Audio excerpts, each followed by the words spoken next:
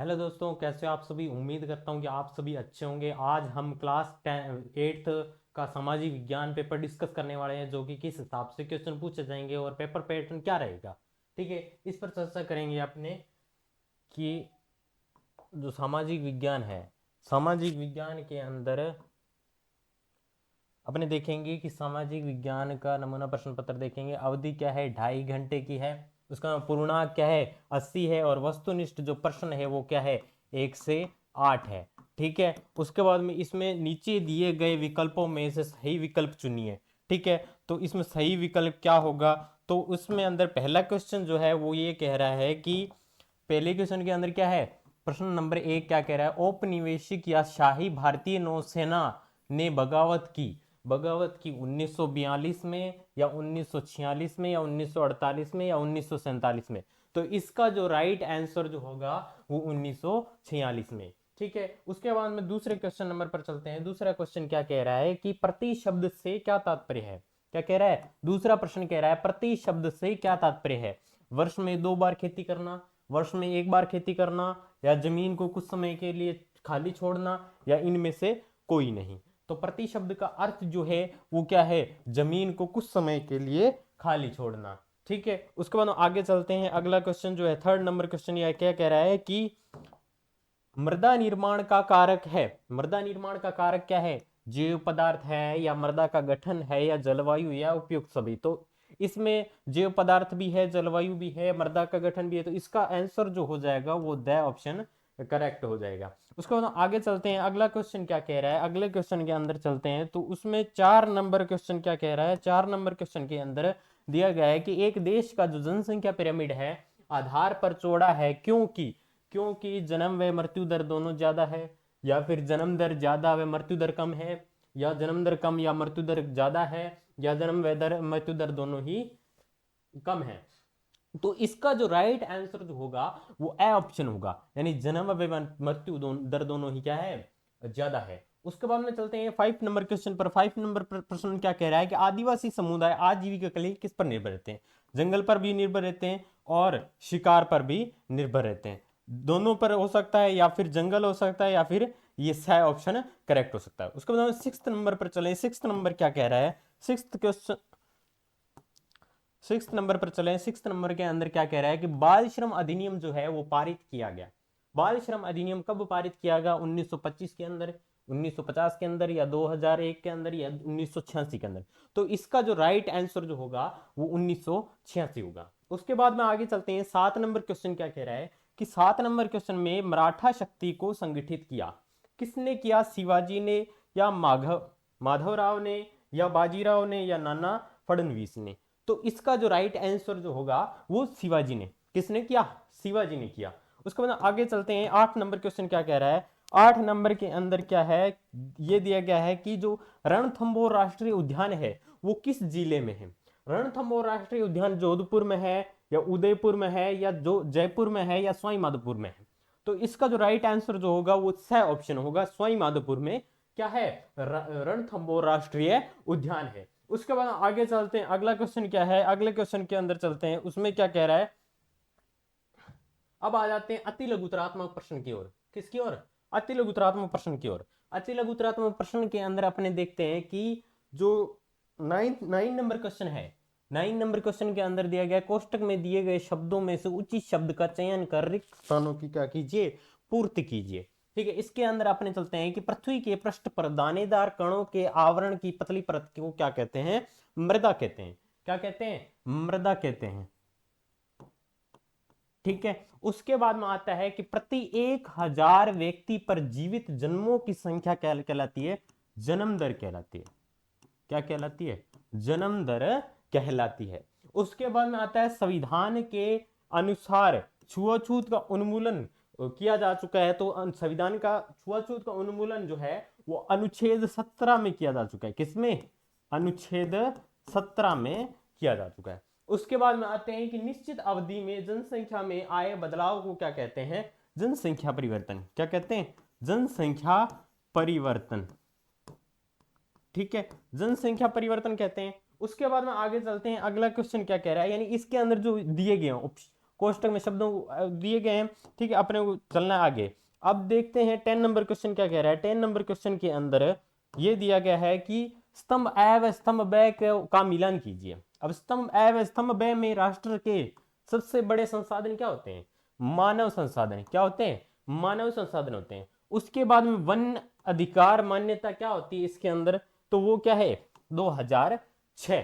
उसके बाद में आता है महत्वपूर्ण नवीनीकरण संसाधन कौन सा है? तो वो जल होगा।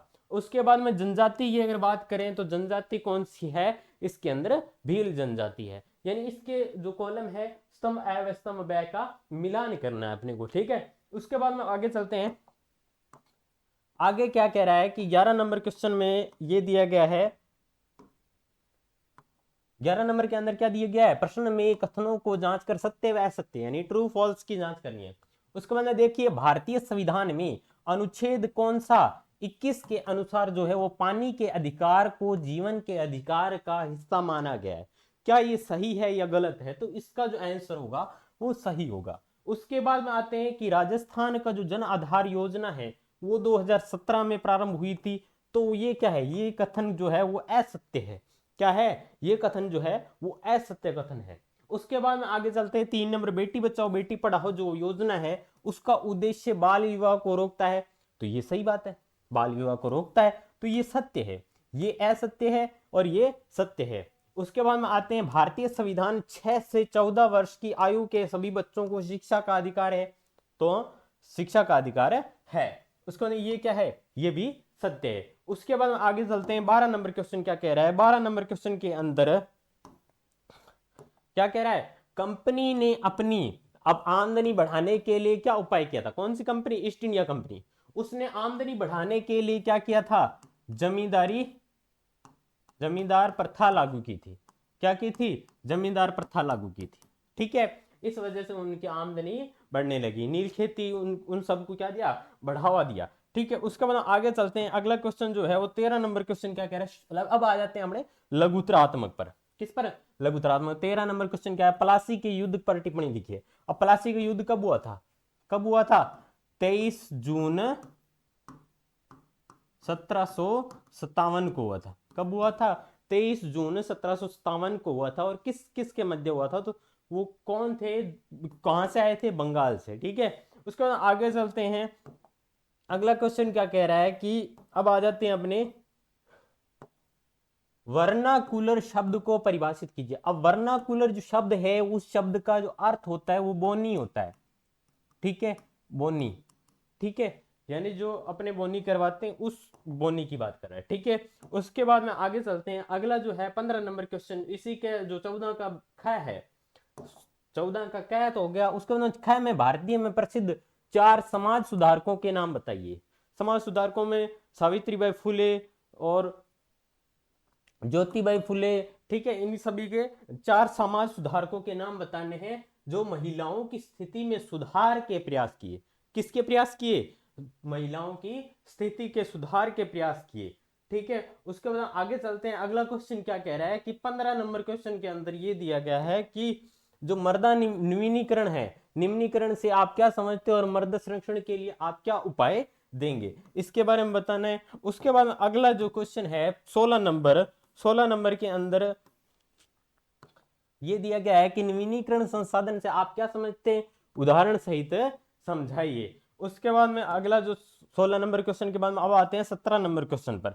17 नंबर क्वेश्चन के अंदर ये दिया गया है 17 नंबर क्वेश्चन के अंदर ये दिया गया है कि राजस्थान का जो मानचित्र है उसमें निम्न में से कोई 4 स्थानों को दर्शाना है कि वो कहां कहां है, ठीक है। इसके अंदर कौन कौन से स्थान दिए गए हैं? तो मानचित्र के अंदर ये स्थान दिए गए हैं कि बीकानेर, जैसलमेर, कोटा, बांसवाड़ा और हनुमानगढ़। अब बीकानेर कहाँ है? तो इस मानचित्र के अंदर ये क्या है?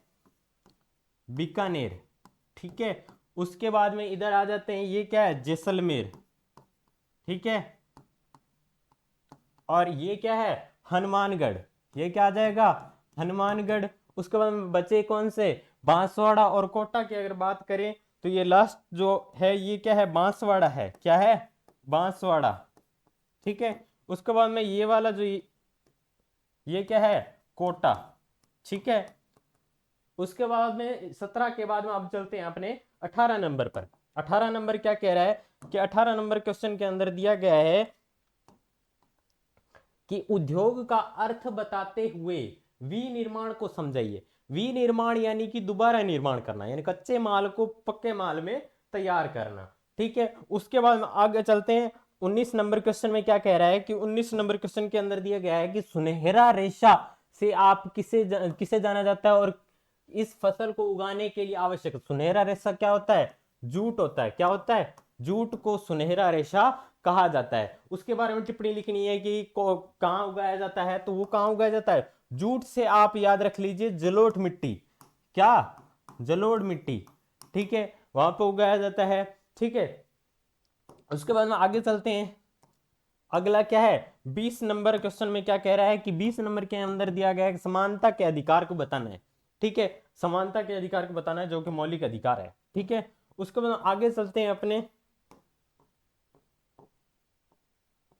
20 के बाद में अपने चलते हैं 21 नंबर क्वेश्चन में। 21 नंबर क्वेश्चन के अंदर क्या दिया गया है कि भारतीय संविधान में धर्मनिरपेक्षता को किस प्रकार समझाया गया है, उसके बारे में आपको बताना है। उसका हम 22 नंबर क्वेश्चन पर चलते हैं। 22 नंबर में क्या दिया गया है कि 22 नंबर के अंदर राजस्थान में हथकरघा उद्योग पर टिप्पणी लिखिए, ठीक है। राजस्थान के हथकरघा उद्योग या फिर कोई और अन्य उद्योग दे देगा, उसके बारे में आपको क्या करनी पड़ेगी?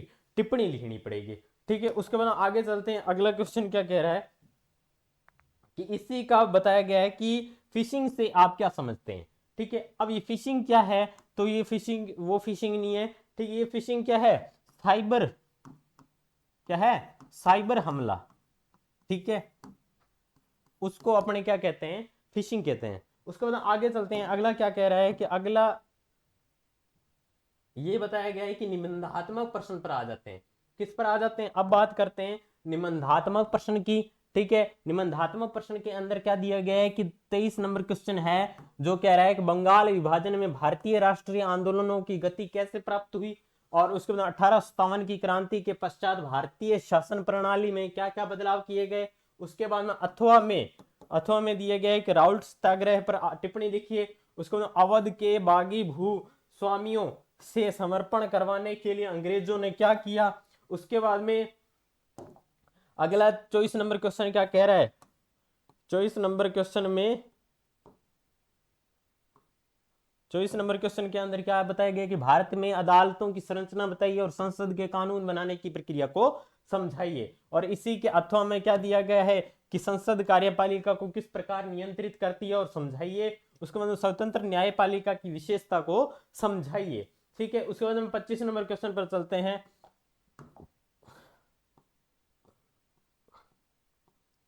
25 नंबर क्वेश्चन क्या कह रहा है? 25 नंबर क्वेश्चन के अंदर दिया गया है कि राजस्थान में 1857 की क्रांति, यानी आपको 1857 की क्रांति मोस्ट इंपोर्टेंट है, ठीक है। इससे क्वेश्चन पूछे जाएंगे। उसके बाद राजस्थान की जो चित्रकला शैली है उस पर क्वेश्चन आएंगे, और नगरीय प्रशासन जो है व्यवस्था उसके बारे में। और उसी के अथवा में क्या दिया है? 1857 की क्रांति में राजस्थान के प्रसार को समझाइए और टिप्पणी लिखनी है। किस किस की शॉर्ट नोट्स लिखने हैं, ठीक है। उसको आगे चलते हैं। शॉर्ट नोट्स किस किस के बारे में लिखने हैं? एक तो ग्राम पंचायत के बारे में, और एक राजस्थान के में मूर्ति कला के बारे में। चित्रकला और मूर्तिकला ये पढ़ लीजिएगा, ठीक है। उसके बाद में आगे चलते हैं। अगला क्या है? आगे इतना ही, तो मिलते हैं नेक्स्ट वीडियो पर। धन्यवाद, सब्सक्राइब करें, ठीक है।